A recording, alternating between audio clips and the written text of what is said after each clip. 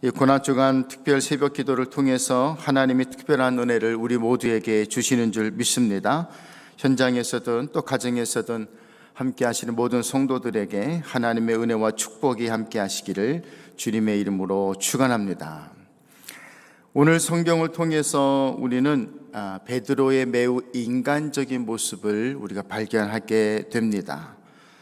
인간적으로 문제를 해결하고 인간적으로 그 문제들을 극복하려고 하는 굉장히 인간적인 노력을 우리가 보게 됩니다.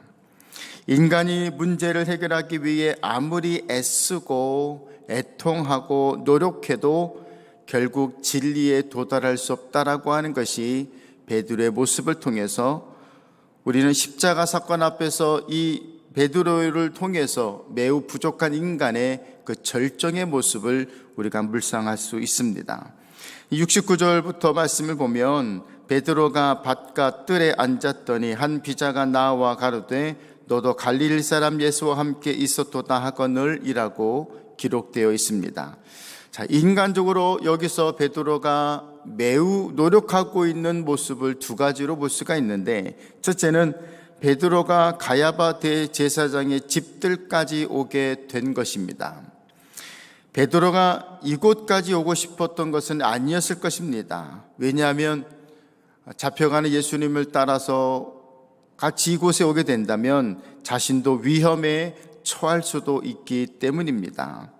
우리가 여기서 알 수 있는 것은 뭐냐면 때때로 나도 원하지 않는 장소에 원하지 않는 일에 빠질 수 있다는 사실을 묵상할 수 있습니다.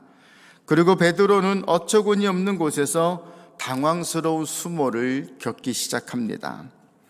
베드로는 문제를 해결하는 것이 아니라 계속 그 문제를 만들어가는 본인이 주인공이 되고 있는 것입니다.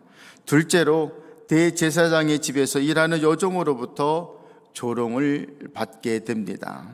마가복음과 요한복음에 의하면 그날 밤 날씨가 매우 추웠는지 불을 쬐고 있었다라고 기록되어 있습니다. 그때 여종이 베드로에게 나와 질문하는 것이지요.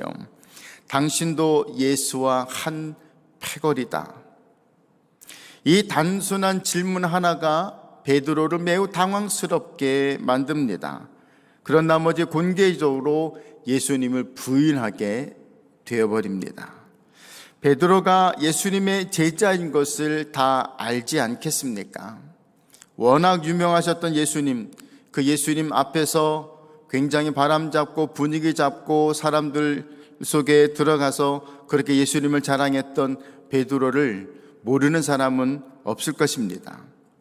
그런데 순간적으로 그 어려운 환경을 극복해 보겠다고 베드로는 거짓말을 해 버렸습니다. 이것을 가리켜서 인간적인 신앙이라고 말할 수 있습니다.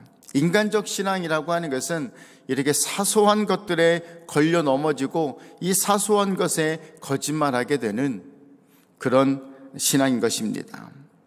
이 상황은 한 번으로 끝나지 않습니다. 70절에 보면 베드로가 당황하기 시작하고요, 71절에서는 도망하기 시작합니다. 72절에서는 예수님을 알지 못한다고 말해버렸고요, 73절에서는 사람들이 계속 베드로를 몰아세웁니다. 급기야 74절에서는 베드로가 예수님을 저주하고 맹세하며 알지 못한다고 많은 사람들 앞에서 그렇게 고백을 해버립니다. 베드로가 이때까지만 해도 자기가 무슨 말을 하고 있는지, 자기가 무슨 죄를 저지르고 있는지, 자기가 무슨 실수를 했는지 알지 못했을 것입니다. 누가복음 22장 60절을 보면 닭이 울었고, 그리고 61절에서 보면 사람들 속에 숨어있는 베드로를 예수님은 정확하게 쳐다보셨다라고 기록되어져 있습니다.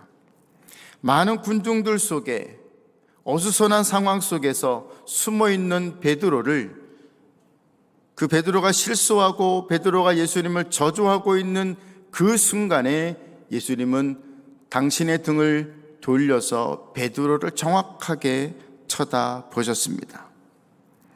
그랬더니 베드로가 닭 울기 전에 3번 예수님을 부인한다라고 하시는 예수님의 말씀이 기억나서 그리고 바깥으로 나가 울기 시작합니다. 베드로는 자기가 거짓말하고 예수님을 부인하고 예수님을 저주했을 때 그때 예수님과 눈이 마주쳤다고 했습니다. 그럴 때 얼마나 큰 자괴감에 빠졌을까요? 자신의 인생이 얼마나 비참하다고 생각했을까요? 근데 베드로는 이 시간이 필요했습니다. 사람들 속에 숨어 있고 아니다라고 거짓말하고 그렇게 인생을 살아가는 우리 모두에게 예수님이 우리를 군중 속에 숨어 있는 나를 찾아 쳐다보시는 그 순간이 필요합니다. 예수님은 베드로에게 이 시간이 필요했기 때문에 이미 이 배교의 시간을 예수님이 예언하셨던 것입니다. 베드로의 교만이 깨지고 당당했던 우월감이 깨지고 자신 있던 삶이 깨지는 시간이 필요했습니다. 우리에게도 이런 시간이 필요할 것입니다. 자신이 깨지는 순간이 우리에게도 찾아옵니다. 여기서 베드로가 급격히 변화하기 시작합니다. 본문을 보면 베드로가 바깥으로 뛰쳐나가 심히 통곡했다고 했습니다. 양심의 가책을 심각하게 느낀 것입니다. 오늘날 많은 사람들이 양심의 가책이 묻어진 사람들이 있습니다.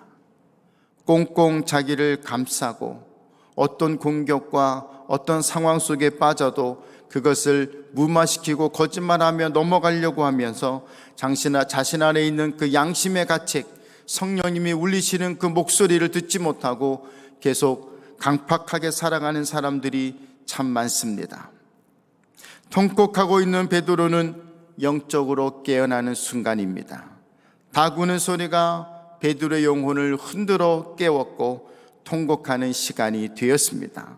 전승에 의하면 베드로는 그 후로부터 닭 우는 소리만 들으면 경기를 했다고 합니다. 여러분, 우리도 우리 자신을 각성시키는 닭 우는 소리가 들려야 합니다. 피한다고, 도망간다고, 아니라고 거짓말을 해서 숨길 수 있는 죄는 없습니다. 자신의 죄를 깨닫게 하는 영혼을 깨우는 닭 우는 소리가 우리의 삶 속에도 들릴 수 있기를 주님의 이름으로 축원합니다. 가슴치며 통곡하는 일은 창피한 것이 아닙니다. 베드로에게 이 시간이 필요했듯이 우리에게도 반드시 필요한 통곡의 시간입니다. 이때 우리는 하나님 없이는 살 수 없다라고 고백하게 됩니다. 이때 우리는 십자가를 붙들게 됩니다. 이때 우리는 보혈 앞에 나아가 우리의 죄를 완전히 고백할 수 있습니다. 우리는 완벽하지 못하며 우리는 실수하는 사람이고 오늘도 죄를 짓는 사람이라는 것을 인정하면서 오늘도 우리는 이 새벽 예배를 묵상하며 우리가 십자가 앞으로 더 깊이 나아가야 될 줄 믿습니다. 내 힘으로 숨을 쉬며 사는 것이 아님을 아십시오. 내 힘으로 눈을 뜨고 눈을 감는 것이 아니라는 사실을 인정하십시오. 그러므로 주님을 더욱 느끼고 알기만 한다면 베드로를 영적으로 깨웠던 닭 우는 소리가 있었던 것처럼 나의 영혼을 깨우는 그 말씀의 소리가 우리 가운데 깊이 울림이 있기를 주님의 이름으로 축원합니다.